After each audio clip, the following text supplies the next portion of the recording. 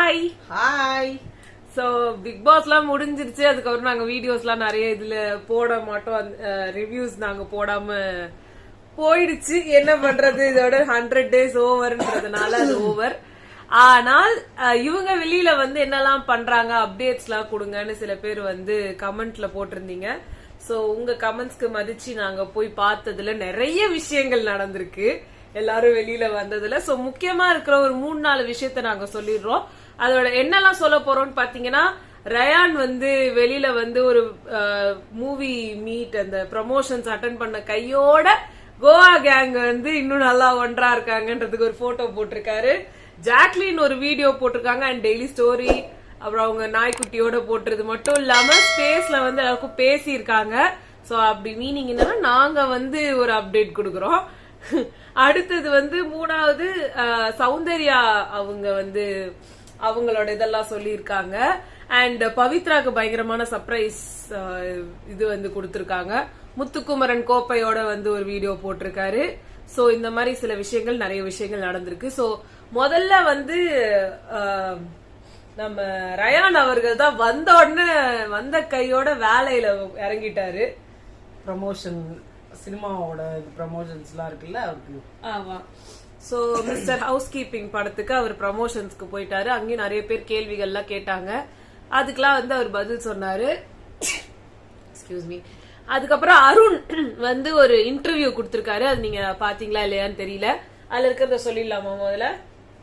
So Arun அவர்களோட இன்டர்வியூல வந்து பாத்தீங்கன்னா இத பத்தி பேசியிருக்காங்க. அன்ஷிதாவோட மேட்டர், இதெல்லாம் கொஞ்ச நேரம் கழிச்சு அதையும் சொல்றோம். அடுத்து வந்து பவித்ரா ஜனனிக்கு வந்து சர்ப்ரைஸ் மச்சி அவங்க வந்து சர்ப்ரைஸ் எல்லாம் கொடுத்திருக்காங்க. அவங்க அதுல வந்து பயங்கர குஷியா வந்து இருந்தாங்க. முத்துக்குமரன் வந்து அவரோட சேனல்லயும் ஒண்ணு போட்டிருக்காரு. தனியா இன்ஸ்டாகிராம் பேஜ்லயும் வந்து அவர் ஸ்டைல்ல அவர் வந்து எப்படி எல்லாருக்கும் வந்து நன்றி சொல்லுவாரோ அந்த மாதிரி நன்றிகள் சொல்லியிருக்காரு. ஜாக்லினும் வந்து அவங்க ஒரு வீடியோ போட்டு எல்லாருக்கும் தேங்க்ஸ் சொன்னாங்க. சோ ஜாக்லினோட அப்டேட் முதல்ல கொடுத்துடுறோம். அவங்க வந்து ட்விட்டர்ல வந்து ஸ்பேஸ் அப்படின்னு சொல்லி ஒரு விஷயம் இருக்கு. நிறைய பேர் எங்ககிட்ட சொல்லிருக்கீங்க. சோ ட்விட்டர் ஸ்பேஸ்ல மிஸ் டாம் நினைக்கிறேன், டாம்னு வந்து ஒருத்தவங்க வந்து போட்டிருந்தாங்க ஸ்பேஸ்ல. போய் அந்த மாதிரி நிறைய பேர் இருக்காங்க. சோ அதுல மிஸ் டாம் யாரோ இருக்காங்க, நமக்கு தெரிஞ்சது இவங்க 2 பேரும் தான். சோ அவங்க வந்து ஸ்பேஸ் போட்டிருக்காங்க. அந்த ஸ்பேஸ்ல வந்து ஜாக்லின் ஜாயின் பண்ணிருந்தாங்களாம். ஜாயின் பண்ணிருந்தாங்க. ஆக்சுவலா நாங்க எப்படி அதை வந்து கண்டுபிடிச்சோம்னு பாத்தீங்கன்னா, ரொம்ப சின்ன வயசுல நான் ஒரு ட்விட்டர் அக்கௌண்ட் ஓபன் பண்ணி வச்சிருந்தேன். அதோட பாஸ்வேர்டை எப்படியோ கிராக் பண்ணி உள்ள போய் அதுல வந்து போய் அந்த ஃபுல் இதையும் கேட்டுட்டு இருந்தேன். அதுக்கப்புறமா எனக்கு திருப்பி பாஸ்வேர்ட் மறந்து போச்சு. அது லாக் அவுட் ஆயிடுச்சு. அப்புறமா என்ன பண்றதுன்னு தெரியாம நாங்களே விடவே இல்லையே, உள்ளே விடல. கிட்டத்தட்ட 9:30 மணில இருந்து 1:30 மணி வரைக்கும். அது வந்து எதுல கேட்டோம் அப்படின்னா வந்து, நாங்க ஒரு ட்விட்டர் அக்கௌண்ட் போட்டுட்டோம். நாங்க வந்து @GKSCreations அப்படின்னு சொல்லி ஒரு ட்விட்டர் அக்கௌண்ட் ஓபன் பண்ணிருக்கோம். அந்த அக்கௌண்ட் வழியா நாங்க வந்து புரியல, இப்பதான் புரியல. ஆமா, எல்லாம் ஸ்பேஸ் ஸ்பேஸ் நீங்க அந்த எக்ஸுக்குள்ள போவே வேண்டாம் அப்படின்னு சொல்லி போவே இல்லை. இப்ப எக்ஸ் தளத்துல நாங்களும் வந்துட்டோம். நாங்களும் GKSCreations சொல்லி ஒரு பேஜ் ஓபன் பண்ணிட்டோம். அதாவது பெருசா அங்க நாங்க சப்ஸ்கிரைபர்ஸ்க்காகவோ இல்ல ஃபாலோவர்ஸ்க்காகவோ அதெல்லாம் தேடி இல்ல. இந்த மாதிரி ஏதாவது அப்டேட் இருந்ததுன்னா சப்ஸ்கிரைபர்ஸ், எங்களோட சப்ஸ்கிரைபர்ஸ் எங்க கிட்ட வந்து சொல்றதுக்கு முன்னாடி நம்மளுக்கே தெரிஞ்சிடணும் அப்படின்ற ஒரு நப்பாசையில் நாங்களே போய் ஜோ மைக்கேலும் வந்து ஜாயின் பண்ணாரு. ஆமா, அந்த அந்த அந்த ரெக்கார்டிங்ல வந்து ஜோ மைக்கேல் இருந்தாங்க. நிறைய பேர் வந்து எல்லாரும் அழுது அழுது ஜாக்லின் நாங்க உங்களை எவ்வளவு மிஸ் பண்றோம் அப்படி இப்படின்னு நிறைய பேசினாங்க. இப்ப நாங்களாவது யூடியூப்ல வந்து பேசுறோம். யூடியூப்ல பேசும்போது வந்து எங்களோட முகங்கள் வெளியில தெரியுது. நாங்க கொஞ்சம் வெளியில வந்து அந்த வீடியோஸ் போகுது எல்லாம். பட் இங்க இருக்கவங்க எல்லாம் முகங்கள் காட்டாம அவங்க மேல இருக்கிற ஒரு எவ்வளவு வெளிநாட்டுல இருந்து, கனடால இருந்து, துபாயில இருந்து, ஜெர்மன்ல இருந்து ஒவ்வொருத்தரும் பேசும்போதுலாம் நமக்கெல்லாம் பயங்கரமா இருக்கு. நாங்கெல்லாம் ராத்திரி எல்லாம் பாத்துட்டு இருந்தோம், தூங்கவே இல்ல. 2 நாளா நாங்க சாப்பிடல. எப்போ உங்க குரலை கேட்போம்னு நினைக்கிறோம்னா, அப்ப அவங்க அவ்வளோ ஒரு இவ்வளோ இவங்க கொடுத்து வச்சவங்களா அப்படின்ற மாதிரி இருந்தது. அதுக்கேற்ற மாதிரி அவங்களும் அதே போட்டிருக்காங்க. நான் வந்து அவ்வளோ குடுப்பனம் பண்ணவளா, உங்களோட அன்புக்கெல்லாம் நான் அவ்வளோ தகுதியானவளான்னு எனக்கு தெரியல. உண்மையிலேயே எனக்கு ரொம்ப ரொம்ப சந்தோஷமா இருக்கு. நான் எதிர்பார்த்து உள்ள போனதே இதுக்காகத்தான். எனக்கு வந்து வின் பண்ணாததெல்லாம் கூட பெரிய விஷயமா இல்ல. இந்த விஷயத்த நான் வந்து எனக்கு கிடைச்சிருக்கும் எனக்கு உண்மையிலேயே சந்தோஷமா இருக்கு. எனக்கு வந்து இப்ப இருக்கிறது வந்து எல்லாத்த விட பயங்கரமான ஒரு மகிழ்ச்சியா இருக்கு அப்படின்னு சொல்லி சொன்னாங்க. அப்புறம் நான் ரயானை வந்து கூட்டிட்டு நிறைய பேர் அதுல ரயானோட எங்களுக்கு ரயானும் ரொம்ப சௌந்தர்யா ஃபேன்ஸ் சரி நாங்க வந்து நாங்களும் எல்லாம் சேர்ந்து கூட ஒரு நீங்க யாருன்னா அவங்க கிட்ட இது பண்ணணும் பேசணும் அப்படிலாம் நினைக்கிறீங்க அப்படின்னா உங்களை சேர்ப்பாங்களான்றது தெரியல.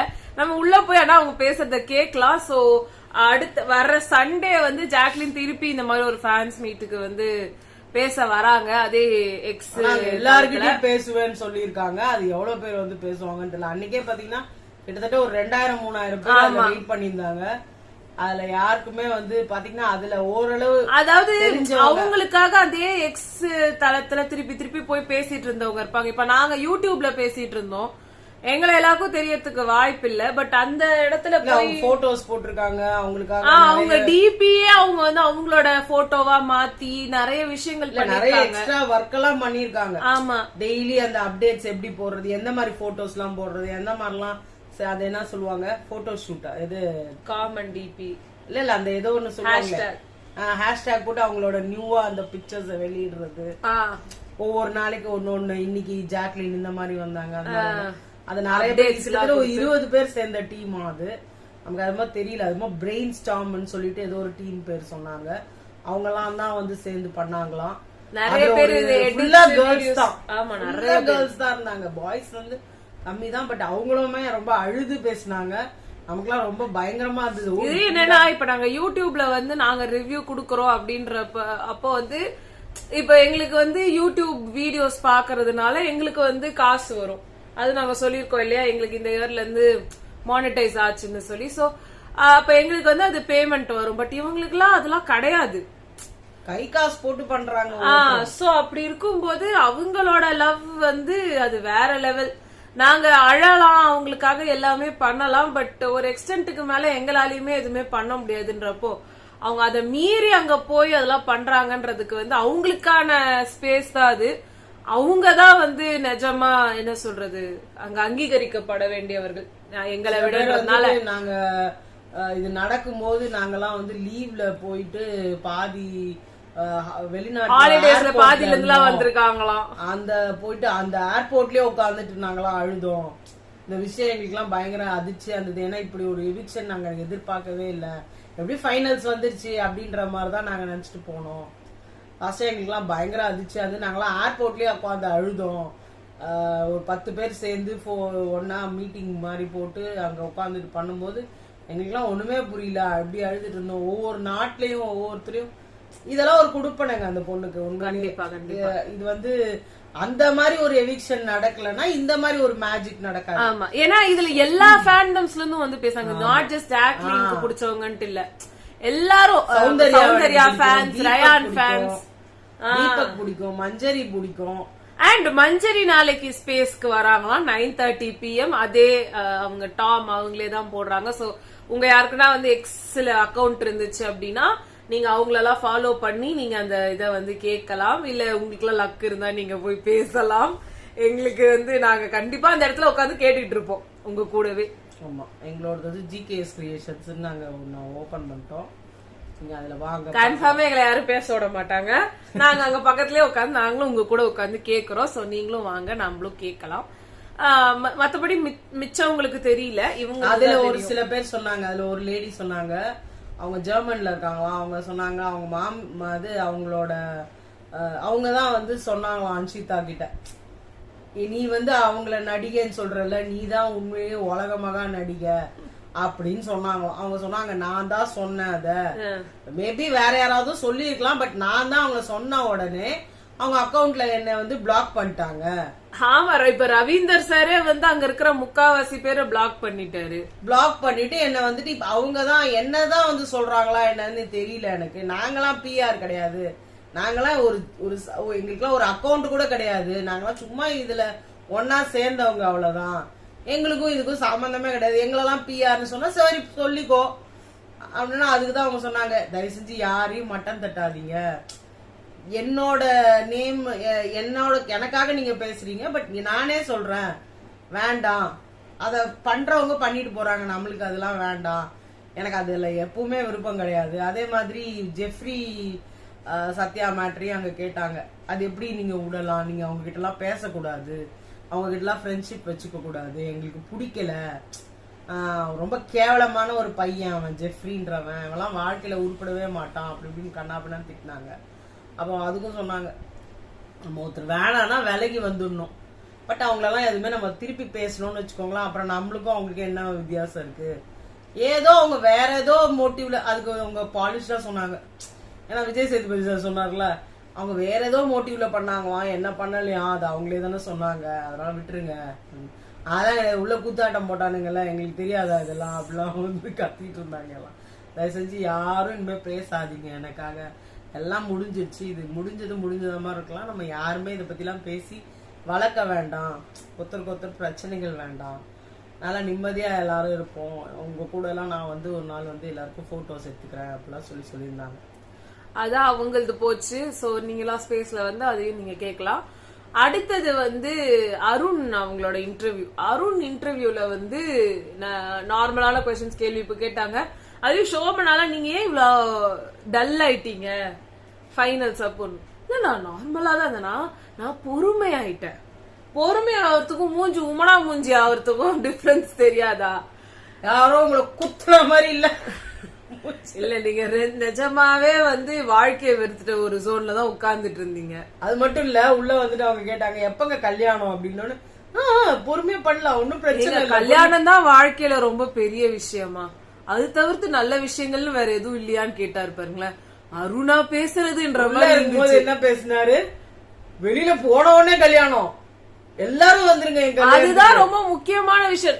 ஒவ்வொரு விஷயம் ஒவ்வொரு டைம்ல நடந்துடணும். ஆமா, அந்த ஜனவரிலேயே கல்யாணம் வந்துரும். இல்ல பிப்ரவரி ஃபர்ஸ்ட் வீக்ல எல்லாரும் என் நேரம் என் கல்யாணத்தை தான் அட்டன் பண்ணணும்னாரு. இப்ப என்னன்னா கல்யாணமா பண்ணலாம், எப்படி இந்த இயர்க்குள்ள பண்ணிடுவோம் அப்படின்னு. வாழ்க்கையில சில விஷயங்கள் சில டைம்ல அப்படியே கரெக்டா நடந்துடணும் சார். ஆனா நிறைய பேசாரு. அவர் சொல்றாரு இல்ல எனக்கும் ஒரு ப்ராஜெக்ட் வேணும் சார், எனக்குன்னு ஒரு லைஃப் வேணும்ல சார், அப்புறமா தானே இதெல்லாம் அங்க அதெல்லாம் எல்லாரும் பேசிட்டு இருக்கும் போது நீங்க தான் உட்கார்ந்துட்டு கல்யாணம் கல்யாணம் கல்யாணம். வெளில வந்தோன்னா ஒரு ரியாலிட்டி புரிஞ்சிருக்கும். இப்பதான் உண்மையை பேசுறாரு, வேற ஒண்ணும் இல்ல. பேச வேண்டியவங்க பேசி பேசுறாரு அவரு, வேற ஒண்ணும் கிடையாது. அதுக்குதான் சொன்னாங்க அண்ணி எப்படி இருக்காங்க அப்படின்னு தீபக் கிட்ட கேட்ட உடனே அண்ணியா நல்லா இருக்காங்க பாடணும். உடனே இவர்கிட்ட போய் அண்ணி எப்படி இருக்காங்கன்னா அண்ணியா யாரு என்னாரு, அண்ணிய மறந்துட்டீங்களா? ஓ சரி, வருங்கால அண்ணி அப்படின்ற மாதிரி எல்லாம் கேட்டாங்க. இன்னொன்னு அவர் வந்து இதெல்லாம் கேட்டுட்டு இருக்காங்க, எல்லாம் பண்ணிட்டு இருக்காங்க, அவர்கிட்ட பேசிட்டு இருக்காங்கன்றப்போ அவர் ஒரு இது ரியாக்ஷன்ல இருக்கிறாரு. இந்த மாதிரி நான் வந்து லைஃப்ல வந்து இவ்வளவு பொறுமையானத வந்து சில விஷயம் பிக் பாஸ்ல நான் எப்பயுமே ஹைப்பரா இருப்பேன், இப்ப நான் ஹைப்பர் இல்லாம ஆயிட்டேன். அது மட்டும் இல்லாம என்ன ஜென்டில்மேன் வந்துட்டு பிக் பாஸ் சொல்லும் போது இவருக்கு பெருசா தெரியலையா, வீட்டுல அம்மா அவங்க சொல்லிட்ட அப்புறமா தான் ஓ இது இவ்வளவு பெரிய விஷயத்த அப்படின்ட்டுலாம் வந்து சொல்லிட்டு இருந்தாங்க. சோ ஏதோ அவர் வந்து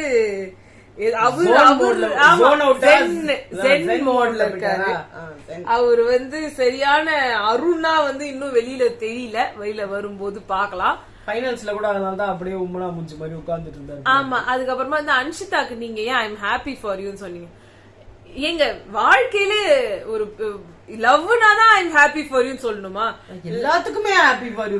நான் வந்து வீட்ல யார் என்ன கேட்டாலும் நான் ஐ எம் ஹாப்பி ஃபார் யூன்னு தான் சொல்லுவேன். நீங்க நல்லா பார்க்கவே இல்ல அதெல்லாம் அப்படின்ட்டாரு. அவருக்கு தூக்கி வாரி போட்டுடுச்சு. இல்ல காதல என்னமோ சொன்னாங்க, அதெல்லாம் அவங்க கிட்ட கேட்டுக்கோங்க, நீங்க என்கிட்ட கேக்குறீங்க. இல்ல நிஜமா நீங்க எனக்கு கேட்க தேவையில்ல, நான் சொல்ல மாட்டேன்ற மாதிரி சொல்லிட்டாரு. இல்ல அவருக்கு உங்க ஃப்ரெண்டு பண்ணது நல்லதா கரெக்ட் தான் நினைக்கிறீங்களா? அதெல்லாம் நீங்க அவங்க கிட்ட கேட்டுக்கிட்டா கரெக்டா இருக்கும், பதில் வரும். அவர் ரொம்ப ஆப்டிமிஸ்டிக்கா அப்படியே என்ன சொல்றது பாலிஷ்டா பேசுறாரு. ஜாக்லினோட எவிக்ஷன் பத்தி என்ன நினைக்கிறீங்க? போகணும்னு இருந்தா போய் தானே ஆகணும், எல்லாரும் ஒரு நாள் போதானே போறோம். எந்த படத்துல இந்த மாதிரி ஒரு டைலாக் வரும், யாரோ சொல்லுவாங்க இந்த மாதிரி நடக்கிறத மாத்த முடியாது, மனுஷனா பிறந்துட்டா ஒரு நாள் சாவதான போறோம்ன்ற மாதிரி ஆரம்பிக்கிறாரு. இது மாதிரியே பேசிட்டு இருக்கிறாரு. அதுல வந்து ஜாக்லின் அதுல விழுந்துட்டாங்க. அவ்வளவுதான். யாரோ அந்த வாரம் போனோம், அது ஜாக்லினா இருந்துச்சு. அது யாருக்குமே தெரியாத ஒரு உண்மையை சொல்லிட்டாரு. சரிங்க, நீங்க ஏதோ வந்து செயின்ட் மாதிரி ஏதோ ட்ரை பண்றீங்க, சரி பண்ணிக்கோங்க. இதான் இவரோட இது சைட்ல இருந்து. தீபக்கே ஒரு மாதிரி இருந்தது இவர் பேச பேச. அது ஃபன் அன்லிமிட்டட்ல இது வந்துச்சு. ஐயோ முடியல இவர்கிட்ட, ஒரு ஜாலியே இல்ல இவர்கிட்ட. அவரு வந்துட்டு நல்லதுதான், அவ்வளவு மந்திச்சு விட்டுருக்காங்க யாரோ, அதனாலதான் அவர் உள்ள வரல. இப்ப தெரியுதா? நான் சொன்னேன்னா, நான் சொன்னப்ப நீ என்ன சொன்ன, அதெல்லாம் ஒண்ணு கிடையாது, அதெல்லாம் ஒண்ணு கிடையாது. நல்ல வெளியில போனா அவர் உள்ள வர்றது அவ்வளவு கஷ்டம் நான் சொன்னேன் பாரு. கரெக்டா நடக்குது பாரு. அடுத்ததா வந்து ரயான் வந்து மூவி ப்ரமோஷன் அதெல்லாம் போயிட்டு இப்ப அவர் வந்து ஒரு போஸ்ட் போட்டிருக்காரு. அவருக்கு ரொம்ப பிடிச்ச போட்டோன்னு அவர் உள்ளேயே சொன்னாரு. இவங்க 3 பேரும் நிக்கிற அந்த போட்டோ, அந்த போட்டோவை வந்து எடுத்து போட்டு த கோவா கேங் அப்படின்னு சொல்லி, இல்ல கோவா கேங், நாங்க கோவா கேங் இஸ் ஹியர், ஏதோ அந்த most beautiful bond, unexpected bond அப்படின்னு சொல்லிட்டு அந்த போட்டோ சீரியஸா எனக்குமே ரொம்ப பிடிக்கும். அதான் நான் வந்து எங்களோட தம்ப்நெயிலாவும் வச்சேன். ஏன்னா 3 பேரும் அழகா இருப்பாங்க அதுல பாக்க, செம்மையா இருக்கு. அந்த போட்டோ வந்து வச்சு அது நம்மளா போட்டோஸ் போட்டோ எடுத்தாலும் நம்மளுக்கு நம்ம கூட பிளான் பேருமே செம்மையா இருக்கிறாங்க ஆளுங்க. ஏன்னா நம்ம கூட பிளான் பண்ணி நம்ம கூட 2 பேரும் போட்டு ட்ரெஸ்ஸிங் நல்லா இருக்கு. 3 பேரும் நல்ல மேக்கப்ல இருக்காங்க. அது உள்ள வேற செம்ம காஸ்ட்லி கேமரா.